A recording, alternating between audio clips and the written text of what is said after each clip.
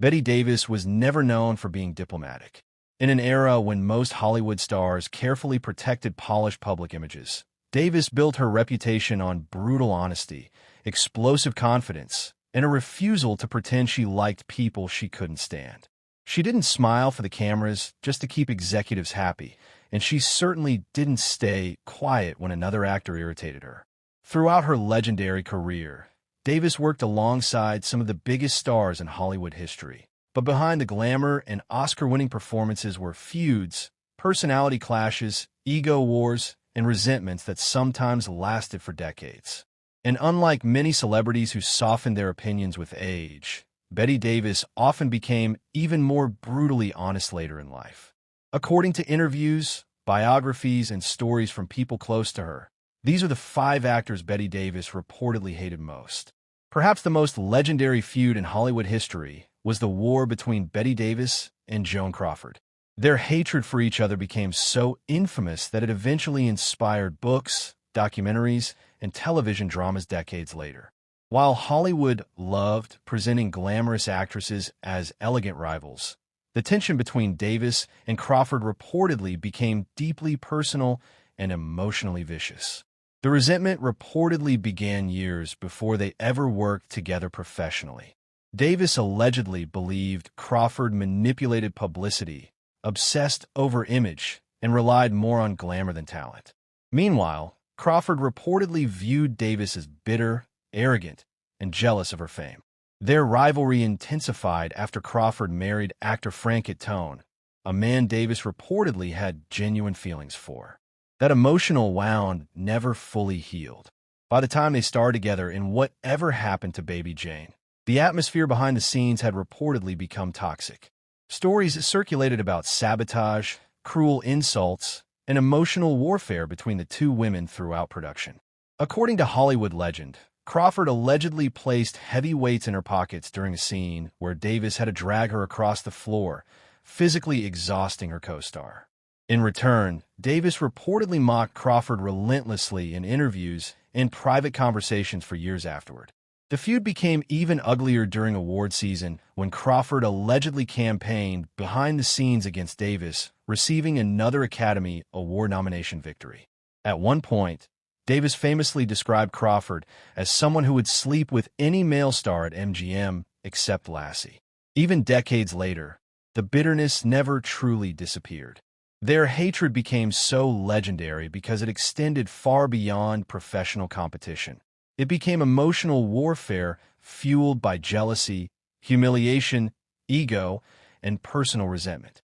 Another actor Bette Davis reportedly despised was Errol Flynn. Flynn represented almost everything Davis disliked about old Hollywood excess.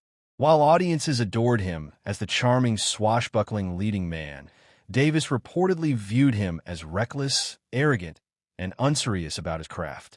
Flynn became famous not only for his films, but also for heavy drinking, partying, affairs, and chaotic personal behavior. Davis, meanwhile, approached acting with intense, emotional discipline and professionalism. According to stories from productions they shared, she became deeply frustrated by Flynn's tendency to rely on natural charisma instead of preparation or emotional depth. She reportedly believed he coasted through scenes using charm alone, while more serious actors worked much harder to create meaningful performances. Davis also disliked the way Hollywood often excused destructive behavior from handsome male stars while holding actresses to impossibly strict standards. Flynn's reputation as a womanizer and rebellious celebrity reportedly irritated her enormously because she saw many people rewarding behavior she considered immature and irresponsible. While Flynn remained wildly popular with audiences, Davis privately dismissed much of his appeal as superficial glamour rather than genuine talent. Their personalities clashed so strongly because they represented opposite philosophies of fame. Flynn embraced celebrity culture recklessly, while Davis viewed acting as serious artistic work. Another name frequently associated with Bette Davis's anger was Frank Tone.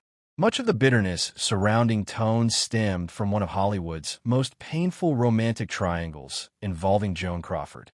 During the 1930s, Davis reportedly fell deeply in love with Tone after working alongside him. Unlike many men in Hollywood, Tone possessed sophistication, intelligence, and emotional sensitivity that Davis found genuinely attractive.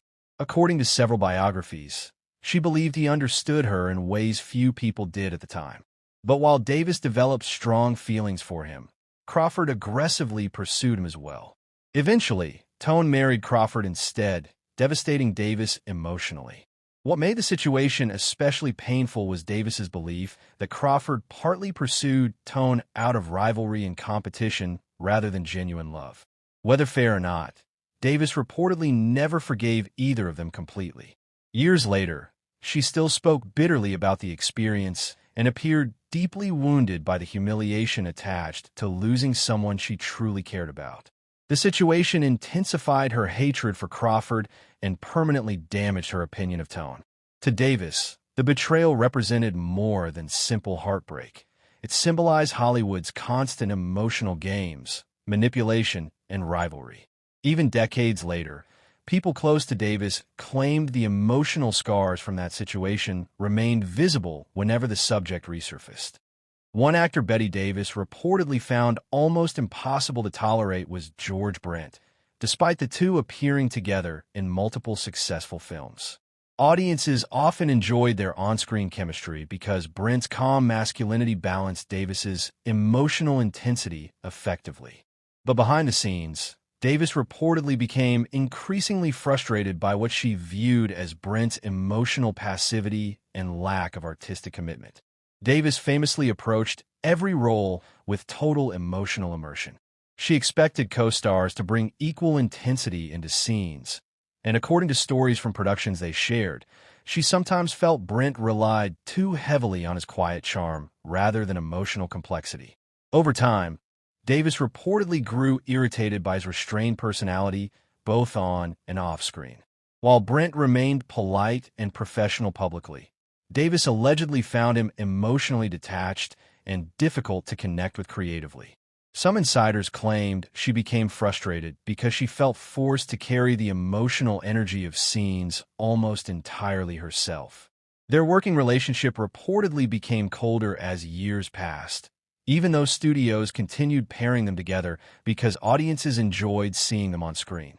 The tension highlighted one of Davis's strongest personality traits. She had very little patience for performers she considered emotionally lazy or artistically passive. Finally, one of the most surprising names connected to Bette Davis's resentment was Henry Fonda. Unlike many stars Davis disliked because of ego or scandalous behavior, her frustration with Fonda reportedly came from artistic incompatibility and emotional differences. Fonda represented a quieter, more restrained style of acting that contrasted sharply with Davis's fiery emotional approach. While critics considered both performers brilliant, Davis allegedly struggled connecting with actors who seemed emotionally guarded or detached during performances. According to stories from Hollywood insiders, she viewed Fonda as cold, overly controlled, and difficult to emotionally engage with on set.